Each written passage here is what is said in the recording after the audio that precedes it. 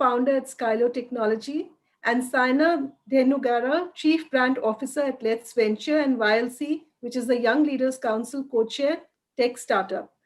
It's a pleasure to have both of you with us for this very special session on Internet of Things. And Parth, you are a very special person, and so is Syna. So thank you both for joining us today. This is, I think, your first time on the IMA platform, Parth, and many thanks for agreeing to do this session for IMA's Young Leaders Council. It's actually a double pleasure for me to host your talk today, as we were just talking, as you hosted me in the beautiful campus of Stanford and told me a lot of stories about Stanford, which only you could have probably told me. And there was a time, that was the time we actually traveled. I don't know when that's going to happen next, but I hope we'll be able to meet for lunch at Stanford again. And we also had the pleasure of visiting and meeting your wonderful team there, who now you tell me are also part of Eric Schmidt's team. And that really tells us a lot about the esteem the US and Indian industry holds you in. And that's really telling.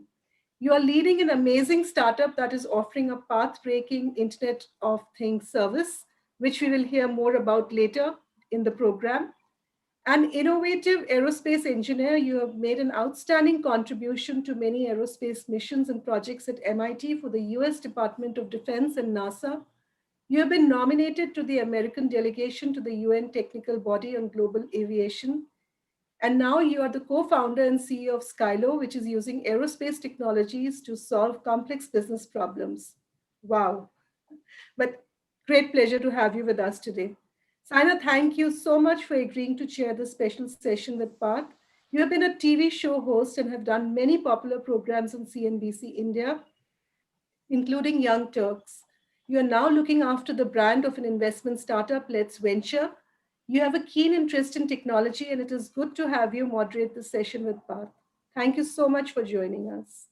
Ladies and gentlemen, the universal disruption of life and economy in the past year has accelerated the shift to technology, and we will see rapid convergence of technologies to solve all kinds of problems in the future.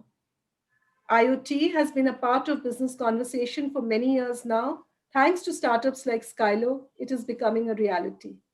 The biggest challenge for IoT has been the availability and reliability of connectivity due to patchy wireless coverage.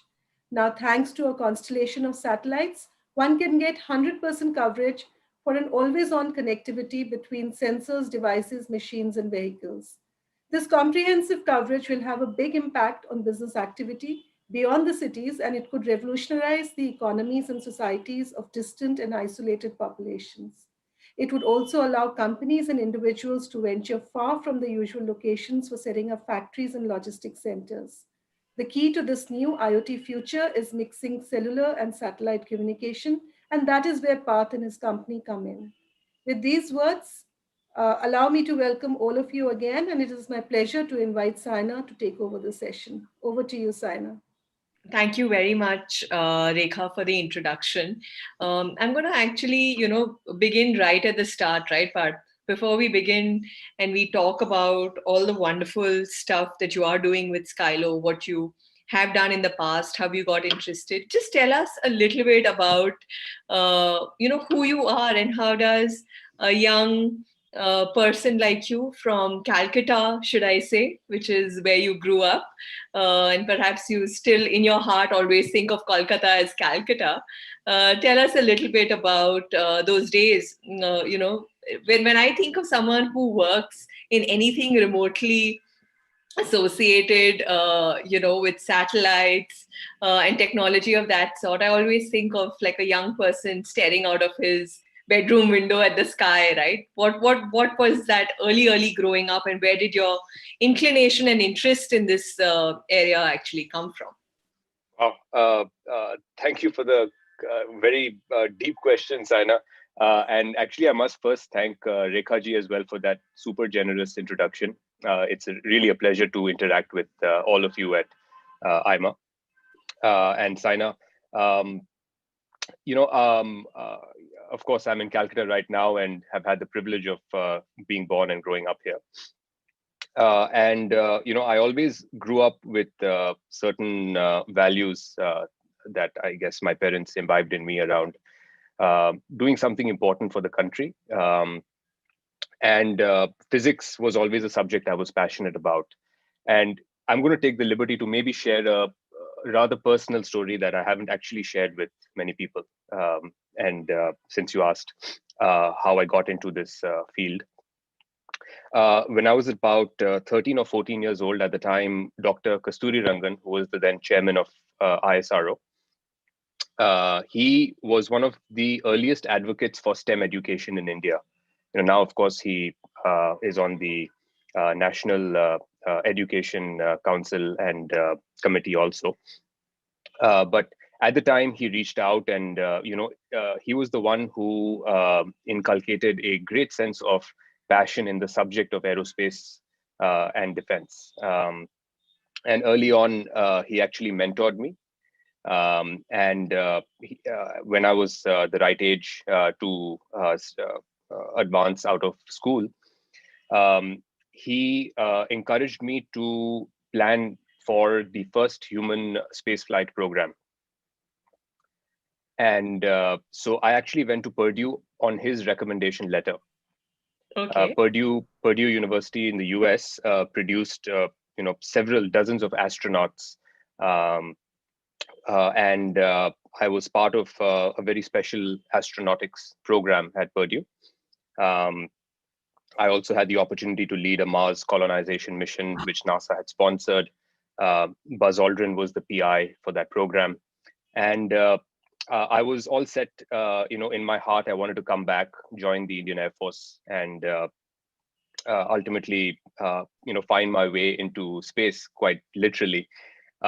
Unfortunately, I had, a heart surgery in 2009, followed by, a case of scoliosis, which prevented me from actually doing any high G flying.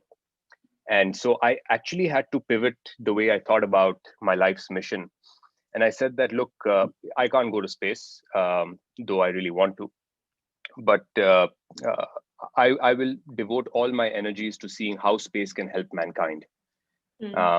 And so I've always remained extremely passionate about the subject. Doing something that is relevant, not just for humanity, but also for India, is what ultimately gives me goosebumps. And that's how I found my way both back to the subject and to the country. All right. So now with Skylo, you're actually literally bringing a piece of sky, a piece of space to Earth, right? Giving us eyes onto what happens on our planet in a way that we can't possibly see from where we sit on it, right? Parth, give us a sense of, where did the thought trigger to build out in this space, right? You clearly had a very strong mission vision for what you wanted to do with your life. Unfortunately, you weren't able to do that, right? So how did that thought process translate eventually into how you started building out Skylo? What was that sort of eureka moment? Because there were multiple things that you could have done, correct, with all of your education, with all of your experience. What were some of the trigger points to start working on this particular part of the technology that you're now building up? Sure, Syna, and I can't point to any single event, nor was there a very clear thought process, to be honest. That this is exactly how or what. I think the eureka moment was I was at Stanford University. This is 2015 approximately, and I was working on a space mission with Professor Andrew Kalman, who was my professor at the time. I was doing my MBA at Stanford, but being an engineer, couldn't stay away from the engineering side of campus. And while we were working on this satellite that we were launching, we started realizing that, hey, satellite communications is still extremely expensive and remains a highly legacy industry. If you think about modern telecommunications, satellite communications is like a dinosaur. So as we were thinking about that subject, we formed a cross faculty research group that started investigating how can we create a super affordable fabric of connectivity that is simultaneously ubiquitous, meaning covers 100% of the geography. Because the key realization that we had was sensors and computers are being put into objects, assets, and infrastructure all around us at a faster rate than ever before. Cisco estimates that some 200 devices are being brought online per second, not including smartphones. And so the biggest gap that we saw was a gap in how machines communicate.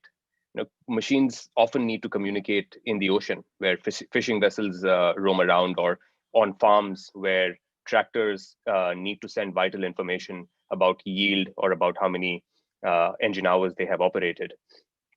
And unfortunately, there doesn't exist any affordable mechanism to do that today. And as Rekha ji rightly said, that cellular networks are extremely patchy. And in fact, more than half the time, if you leave any city more than 100 to 200 kilometers, you don't get adequate coverage, even to make a basic phone call. And so that is where we realized that a new network was needed that was dedicated for machines, that spoke the language of machines, was present everywhere across, and could reliably connect any sensor or machine, be it a vehicle or a vessel, at a fraction of the cost of existing technologies. That's what ultimately led to the creation of Skylo, both in the software that we developed to do that, in the hardware. And I'm happy to sort of go into a little bit more detail in either of those areas.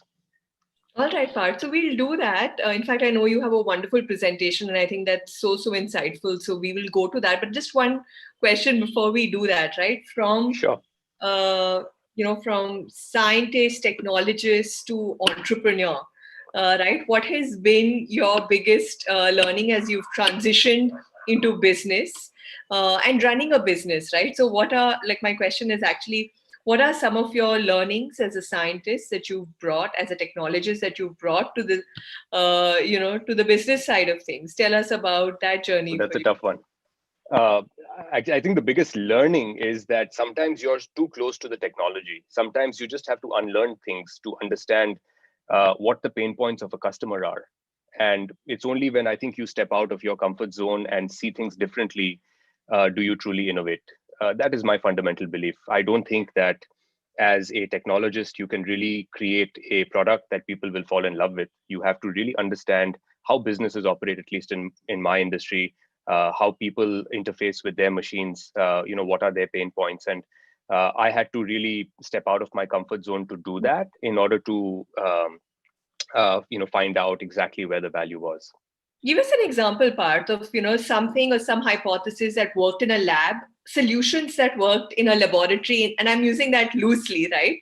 But when you try to kind of bring that from a business point of view to the market, to your consumer, you face some challenges. Perhaps from the early years of Skylo, give us a sense about that, and then we'll go into your presentation and have you decode exactly what you do and why you do for us. Sure. I mean, there are many anecdotes. Maybe one that I can think of off the top of my head is that we were looking at connecting fishing vessels. That's one of the big use cases for us. And we were thinking about where the device will be mounted and how it will communicate, how it will provide fishermen with connectivity on their Android feature phones. And so we thought we were close enough, and we had sort of looked at all the different types of mobile phones that they used, and 95% used Android. We built an Android app and so on. And then we went out into the field, and our device, as you know, is a satellite terminal, which provides two-way connectivity, just like a hotspot would, over Bluetooth and Wi-Fi. And it is it can draw power from any vehicle battery or vessel battery and so on. And when we reached the boat, finally we went to one of the coastal states. We saw this boat. It was actually, majority of the boats are these small wooden vessels where if you take one misstep, the entire boat will almost capsize on you. And To add to that, I asked the fisherman, "Hey, where's the battery?" And he's like, "What battery?" So, in a very short amount of time, we went back, and fortunately, our technology is so low powered that it works on solar. But we got super lucky in that arena, I would say. But I think one of the learnings is you can't know your customer enough. You can't know your customer's environment enough, and you can't take anything for granted, really. Okay, all right.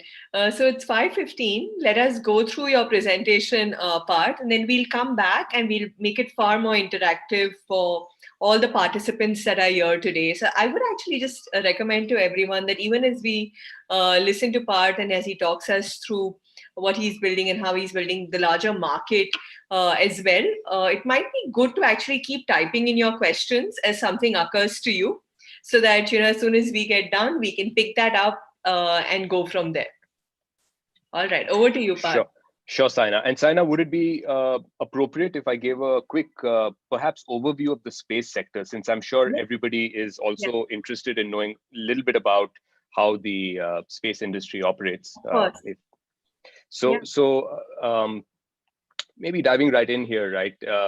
The space industry today is a small subset in terms of overall dollars of the telecom industry. Right. It is 10 times, it's an order of magnitude smaller than the telecom industry, but it's absolutely vital to everything from the internet to allowing you to reach your home safely, keeping aircraft in the air, and many other things that we take for granted on the ground, but really the space economy drives. Large part of the space industry globally is actually funded by the US military, contributing as much as $35 billion per year towards space. In fact, more than twice the NASA budget goes towards spending directly on space technology. India today, if you think about how much we spend on space as a fraction of global government spend, space is still largely funded by the government. India represents less than 2% of global government spend. A country like China represents roughly 10% to 11% of global government spend on space. Right. And I'll walk you through a few quick sectors where there's massive growth underway. First is in digitization and communications, right? So as I'd mentioned, that there's a massive growth in both man and machine that need to be connected on a ubiquitous basis. And there are any number of constellations that are being developed for broadband connectivity for humans. We estimate that in just the next 5 or 6 years, these constellations are going to bring about 28 terabytes per second worth of bandwidth for connectivity. Now, to put that into perspective, that is the equivalent of the amount of data we humans as a species generate each second. That's the amount of bandwidth we are talking about, right? So to do that, the entire industry is actually turning on its head right now. Satellites, which today take 4 years to manufacture. I just recently visited Toulouse in France, where 4 satellites are being manufactured per day, right? And that rate is only increasing as time goes on, with SpaceX and others launching thousands of satellites to bring about global connectivity. We're also seeing a rapid miniaturization of space assets. So, these large monolithic space systems erstwhile are now shrinking in volume thanks to technologies like electric propulsion, which India is actually leading in many ways, is bringing about, again, rapid reduction in cost and size. All of you may be familiar with an antenna like this. You would have seen it on the rooftops of many government buildings. In fact, Syna, you would have seen it on your OB vans, right? Now, this is a two-way communication antenna. Unlike the dishes that we use for TV, it provides two-way connectivity. And now this antenna is being shrunk into the form factor of almost a dinner plate, right? And this is possible with digital beamforming, by leveraging many of the advancements made in 5G. And in fact, my company is also one that has developed and has shrunk an antenna from a size on your left to a size of only an 8-inch printed circuit board that costs as little as a Wi-Fi router, basically less than $100 to manufacture and serve users with connectivity absolutely everywhere. Against this, maybe I'll give you a quick intro also to Skylo. As I had mentioned that today, connectivity is largely only available in cities and for applications across our border, across rivers and oceans and on farms, among other remote areas, machines and sensors need a new kind of network to operate. And Skylo, I'm proud to share, is the world's first 5G narrowband IoT network that provides connectivity across 100% of India's geography. And our network coverage, just to, again, put things into perspective, is broader than all mobile networks combined and is already live across the length and breadth of the country. So now assets basically can take for granted that they'll have connectivity for their sensory needs, for their telemetry needs, no matter where they are. So this is what our device looks like, which can access our satellite network. It's called a hub, and it's no different than a wireless hotspot. So again, we can provide end-to-end connectivity that can digitize previously analog devices like a tractor or a harvester, which previously never had the ability to communicate, and Skylo gives them a voice.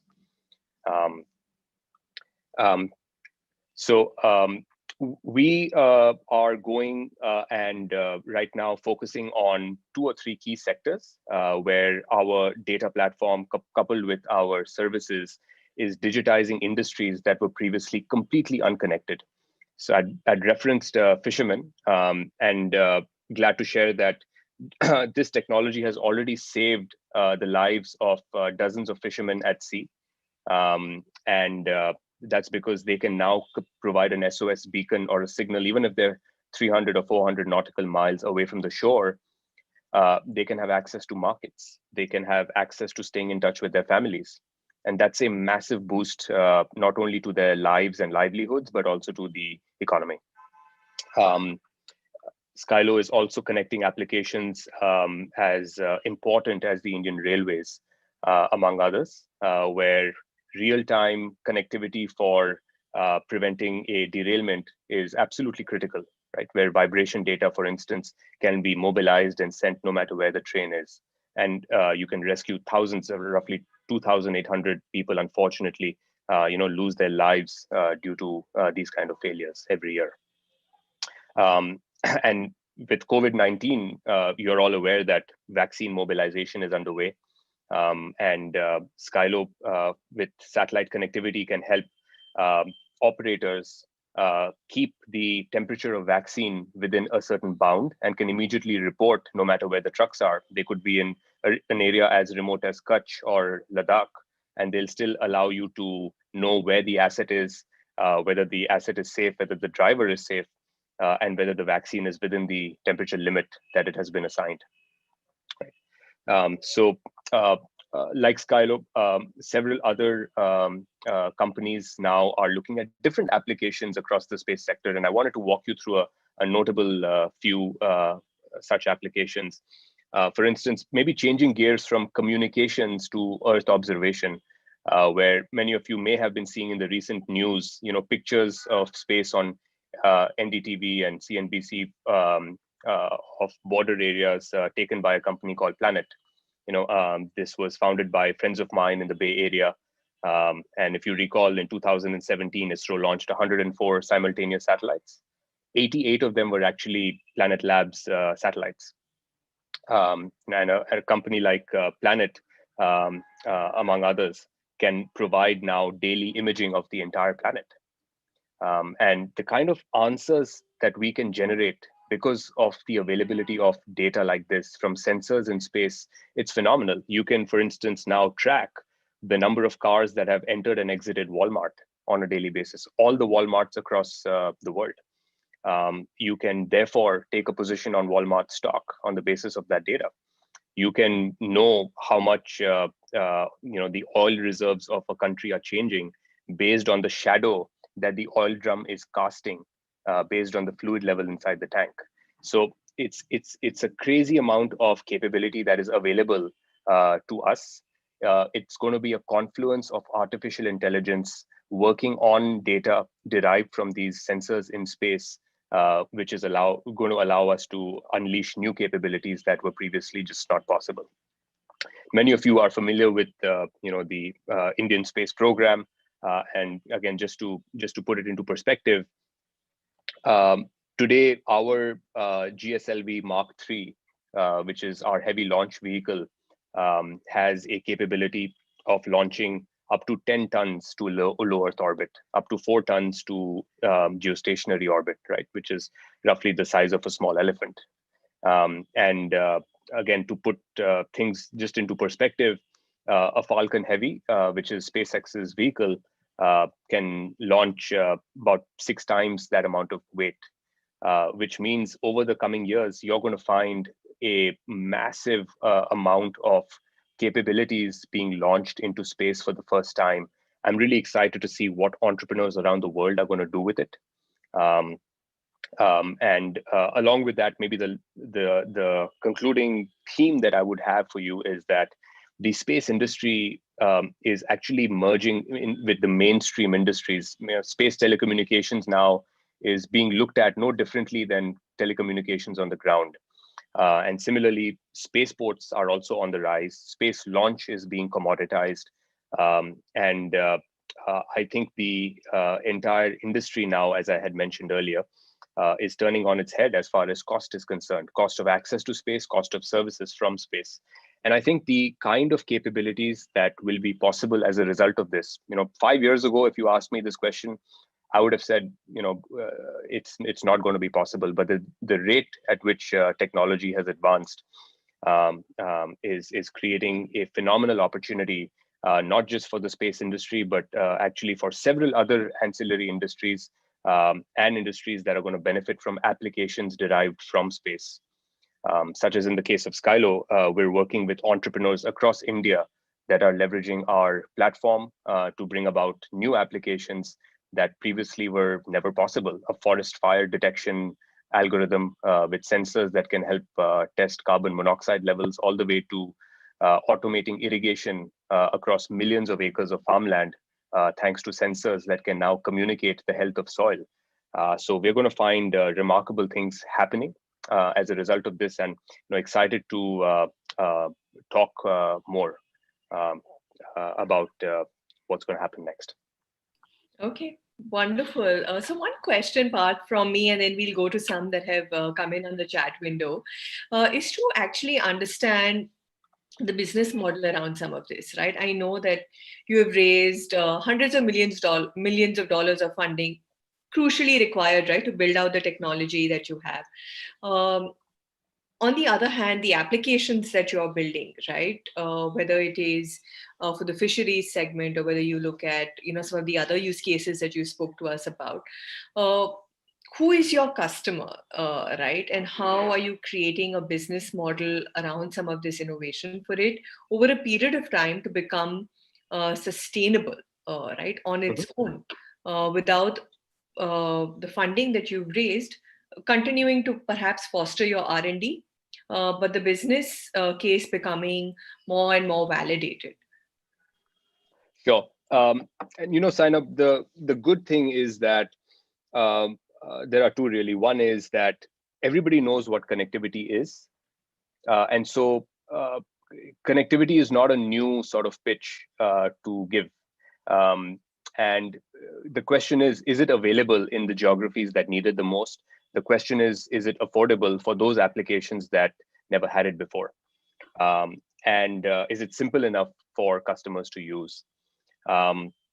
The second is that, a country like India, super aware of what data can do for businesses. People are innately aware of what data can do, both for their personal lives, but also for the businesses that they operate, even if it's a small and medium enterprise, such as a fleet owner having a fleet of 3 or 4 trucks. Our customers, again, depending on the sector, range from a small fishing fleet owner that has anywhere between 1, 5, 10, or 100 vessels, all the way to large private and public sector companies that manufacture heavy equipment that run oil and natural gas operations across the country.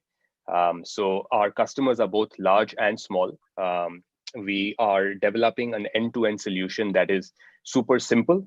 The mantra is to have just the right amount of data analytics capability, the right solution that the customer can use to bring a new use case online, such as, was very unintuitive to me at first, but then it made sense that India, despite having the largest number of farmers, actually comparatively has the smallest number of tractors per capita.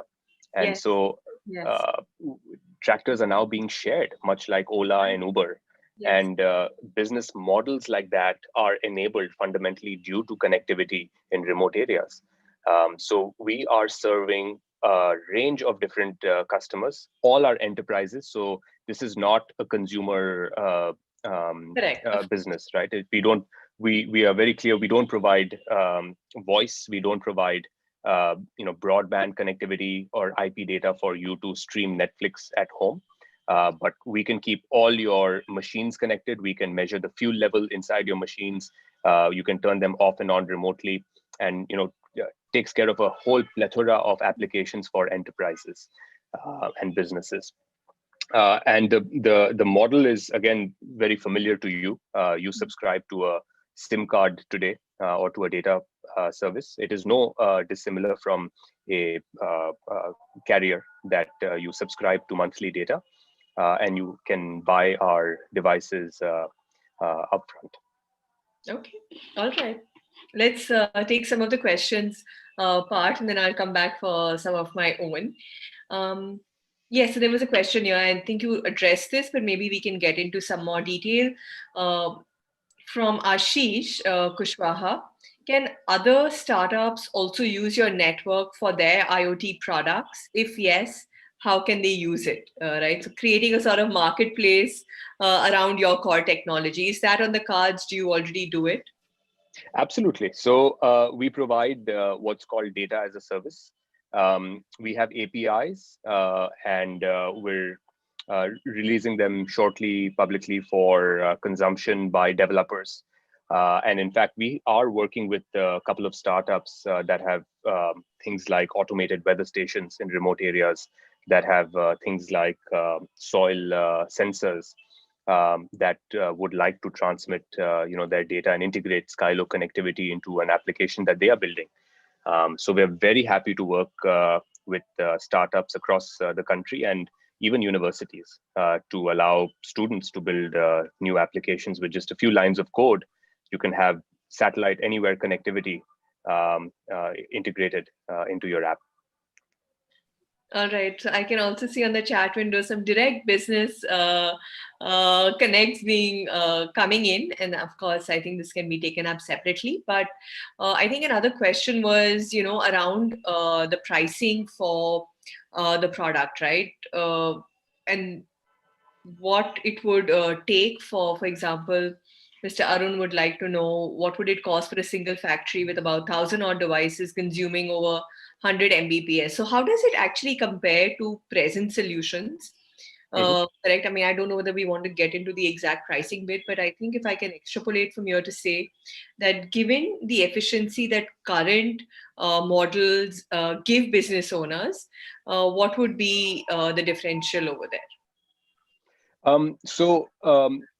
To put things into perspective, take an application like tracking, a very simple application, of course, but one that perhaps everyone is familiar with, which is why I'm giving it, which is tracking a asset, right? Knowing simply its location over time. And so we like to talk in terms of what outcome the customer is solving for, in this case, knowing their location every 5 minutes or every 1 minute or every 10 minutes, as an example. Our pricing plans actually follow the frequency with which customers want their data, because that is fundamentally how machines operate, right? And so you can program your devices to talk on a specific periodicity if there's an alarm that you want to sound anytime, or if there is a real-time message that you want to send to an operator in a remote area. That is part of the plan and included with the service. But we don't talk as such in terms of bits and bytes, because it is not a broadband service. So as an example, hundreds of megabytes per month, which is sort of streaming data, etc. You would use fiber connectivity for that kind of an application, which is best suited for, let's say, a remote, not a remote, but a warehouse that wants to be connected. But a remote truck that you simply want to know the location of is a perfect fit for Skylo. And in fact, many of our customers operate, for instance, in northeast of India, where they simply want to know the location of their devices, and they slap on a Skylo hub within 10 minutes, and on their mobile, they can suddenly track, just like you can on Uber, they can track location of all their assets, including in the remotest parts of Himalayas where they never had connectivity before. So it's a completely different value proposition than consumer broadband applications that you would be familiar with. All right.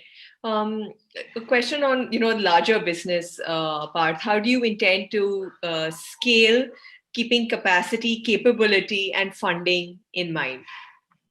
Great question. We again don't plan to do everything ourselves. So as a startup, we made conscious decisions on what we will and will not do.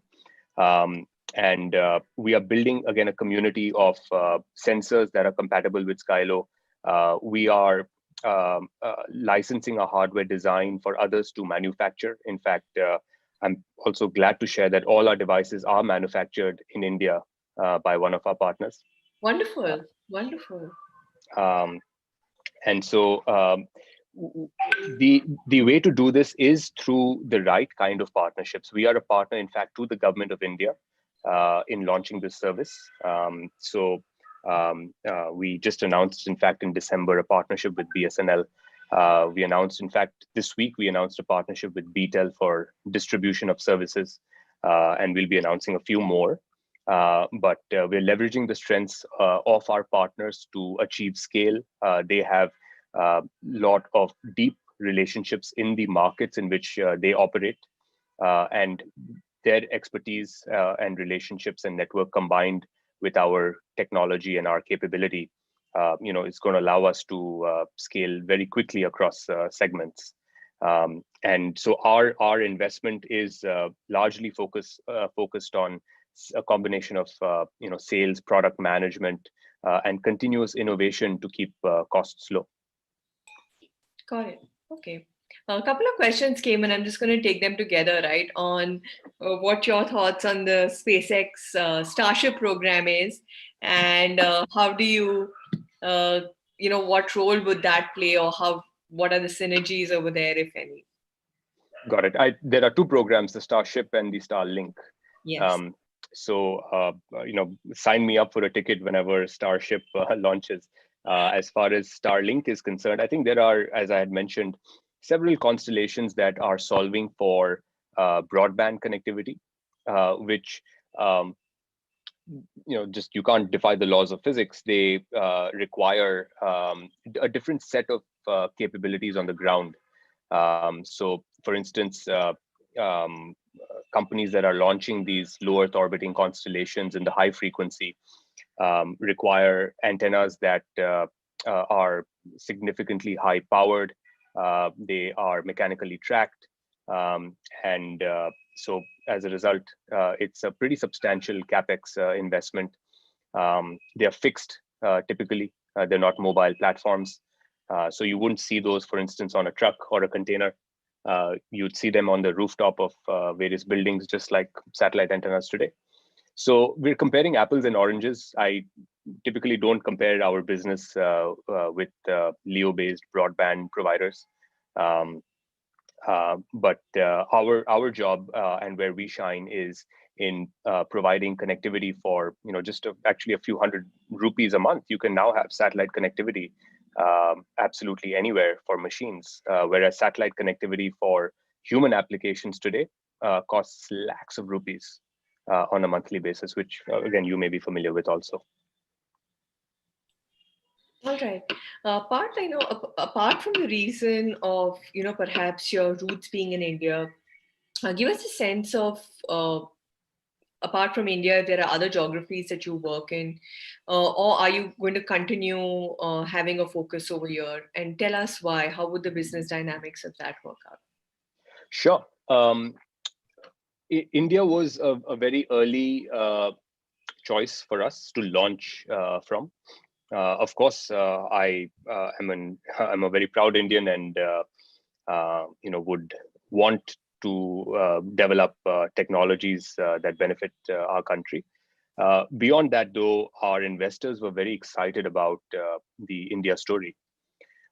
India is a market where infrastructure is being developed at a faster rate than ever before.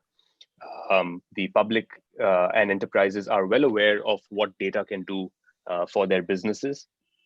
And with that, we have an opportunity to come in and provide connectivity for the first time to a super large base of unconnected devices. These are not smartphones. I think these are not human users. So this is about providing a very simple service that can unlock huge potential for farmers, for fishermen, for remote businesses, and that's what we were extremely excited about. Just so happened that I visited with Prime Minister Modi in 2015 while we were working on the endeavor, and as we were spinning it out from Stanford, he also encouraged us to think about the Digital India mission and how we could enable Digital India both for government applications as well as for enterprise, across villages where connectivity never existed before. And so it was really a combination of things, but serendipitously brought us to India. And I'm very excited that we've been able to launch and start scaling this in India first, but we're building a global business. We are going to keep India as our global hub of operations and scale across countries in South and Southeast Asia. And subsequently in the sort of years to come, you'll find Skylo being a global provider of machine data. Okay. All right. Okay, I have a couple of more questions on that, but let's take some that have come in from the audience. Sure. I think 2 or 3 that have come in, right, on disaster management, being one of them, operating out of sensitive areas. Is that something that is also that you all have done in the past or plan to do along with either government or private organizations? I see 2, 3 of those questions. There's another question around, deaths on highways and road accidents. I know very specific use cases, but let's answer to that. National disaster management, floods, earthquake and the likes in remote areas. How could Skylo be of help over there on stretches of highways where there are accidents taking place? How could Skylo be of help over there? You're going to make me give you a spoiler alert on some of our upcoming applications that we're launching. But I think that's a very relevant question. Disaster management is such a wide field. Actually, you think of disasters that are visible, like a tsunami, right, or an earthquake. A drought is actually also a disaster, and so we are developing applications with companies that have developed sensors for flood management that can detect. In Uttarakhand, we have, unfortunately, twice a year we have these floods. And you can now have sensors that monitor river levels and immediately transmit an alert over Skylo in case that river is about to flood. And so before that event happens, you can evacuate villages in its vicinity. and help save lives. We can repeat that same story for forest fire management. Recently in I believe it was Mega. Sorry. Yeah, in India as well, but it's a huge problem. Absolutely, even in California, PG&E and others are suffering from this, where you don't know until it's far too late that a fire has broken out, and now sensors are available to measure PM 2.5, CO, NOx levels, and all of those can be ubiquitously connected over Skylo's network and can indicate where the trouble is for you to take proactive action. Okay, all right. I think, Vivek, you asked a question on groundwater level. So while you can monitor, and you mentioned drought as well, right, Parth? So Yes, give us a yes. sense of, I'm also curious, like how does that technology work, right? Sure. And again, I'm not the expert on the sensor side, but there are any number of super talented entrepreneurs and companies that are developing a wide variety of sensors. In this case, in this case, you can measure water levels by measuring electrical impedance levels in the ground. So the change in current can help you detect the presence and the density of water, very simply put. And so a probe like that basically in the soil can tell you how rich the soil is with water. And depending on the length of the probe, it tells you basically how much water you have at different levels of the ground. All right, interesting. How do you provide, and so this is a slightly different question, right? And perhaps one directly related to the business. From Arun, how do you plan to provide edge compute capability on your hub or in your satellite for others to run analytics on? That's a brilliant question. So we actually have a IoT gateway that sits on our hub, and users can program that over the air with things like geofences, with things like thresholds that they want to monitor. We would also be releasing an SDK to run applications that have edge capabilities. And so that's actually a fundamental part of our network, that other networks that are not designed for IoT, even mobile networks, don't have such capabilities where with a single line of code, you can fetch the oil pressure level across thousands of your machines, right? And so we are enabling, again, a truly developer-friendly network for machine applications, and excited to work with developers across the world in bringing their edge applications online. How big is our developer community presently, Parth, that's associated with Skylo? So we just launched our services in January. So we're just now fostering that community. We're working with, we're a relatively small company also. We are selectively working with a few startups and a few enterprise companies that have sensors. We'll be announcing some of those partnerships as well soon. But we are going to shortly launch that developer program, allowing others to build on our platform and release, documentation for our APIs and all of the other good stuff that you would need. Okay, so I think we've answered that for you, Tajuddin, but if I'm just going to read it out because I think there are 2-3 that have come in. Sure. You have plans for allowing applications based on AI and deep learning to enrich your solutions. I think the answer there is yes. You've answered that in some measure. And for local startups out of India to work more proactively with you. Yeah, absolutely. I think in some cases it depends on the kind of application you're trying to bring online, but we have very talented folks who would be more than happy to reach out and talk to the community and really learn what applications we're talking about, and I can then perhaps give a more concrete answer.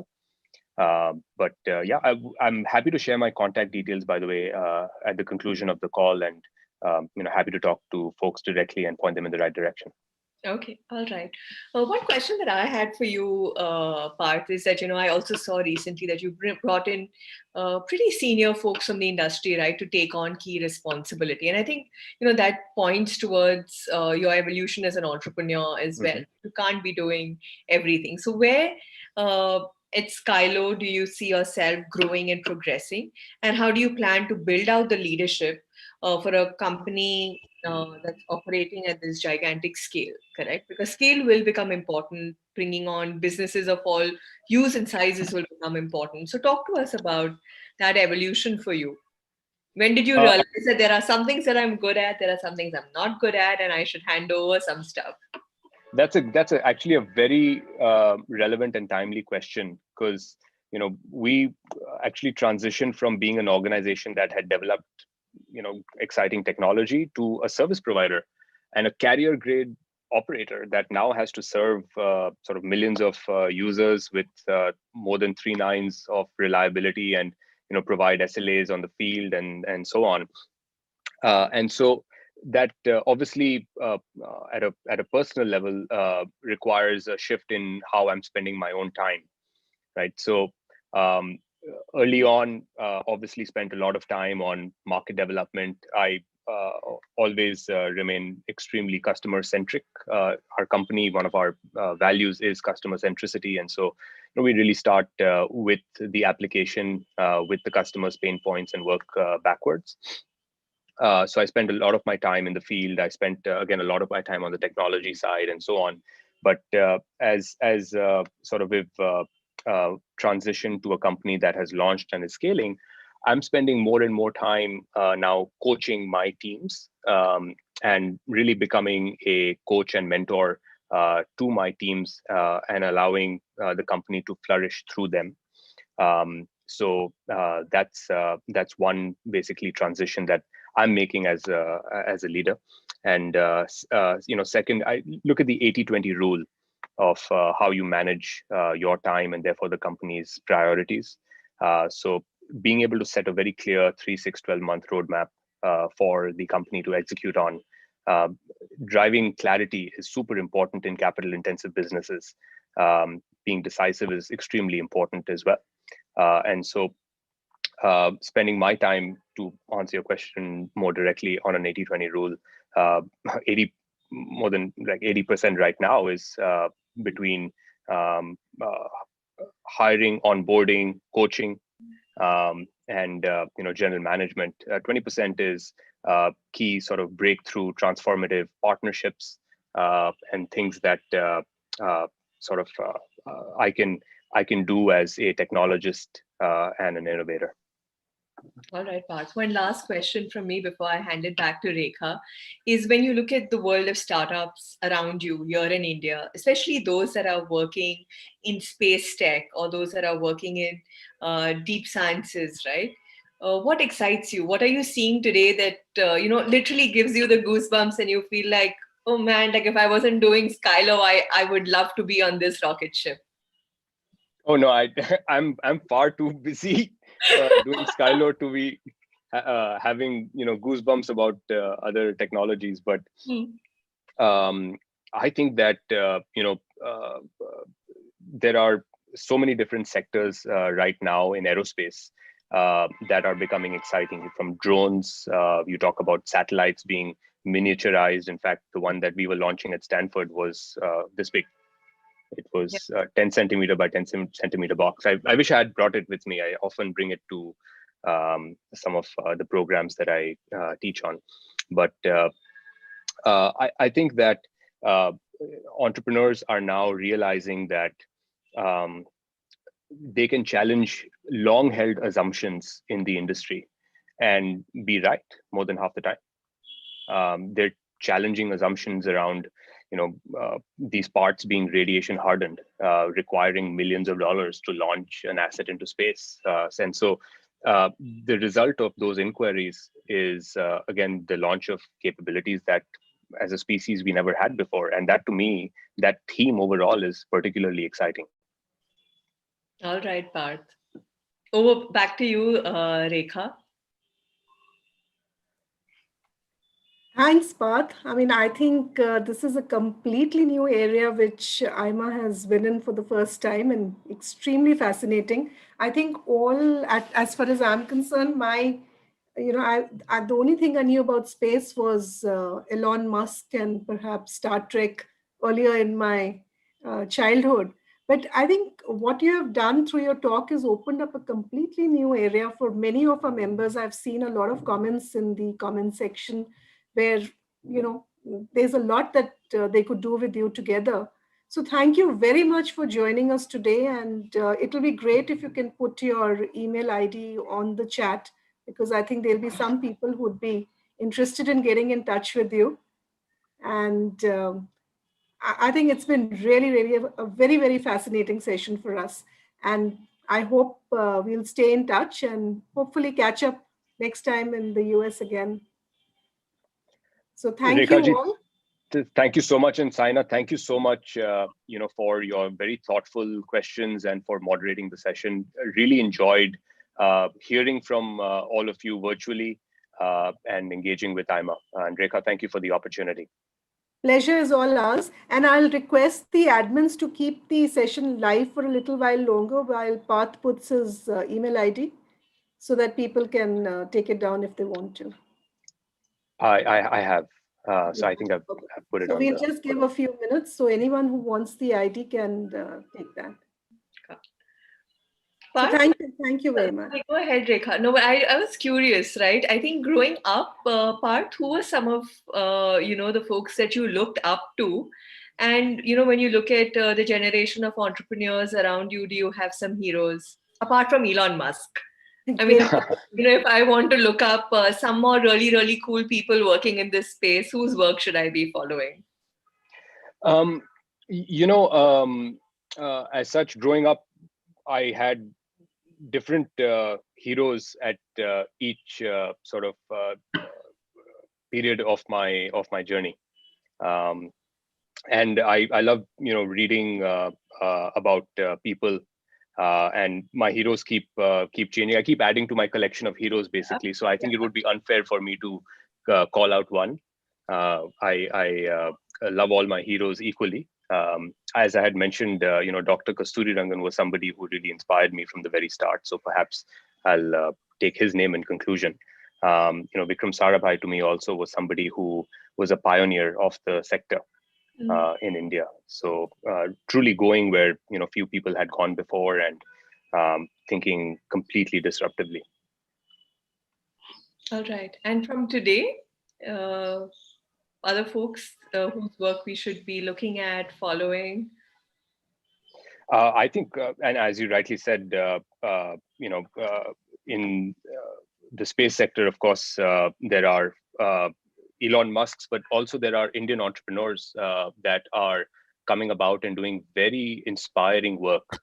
So I'm seeing some of my own friends whom I draw inspiration from, who are able to launch companies like Bellatrix or Pixel Space, and honestly, yeah, absolutely. To me, my friends Rohan or Avais, they to me are also my heroes because they're able to launch these really exciting companies from India and advance our space program. All right. Thank you very, very much, Parth, and thank you, Rekha. Thanks to all our participants today. I had a lot of fun. I learned a lot of new things today. So thank you, Parth. Thank you all. So much. Thank you, Syna. Hope to meet you all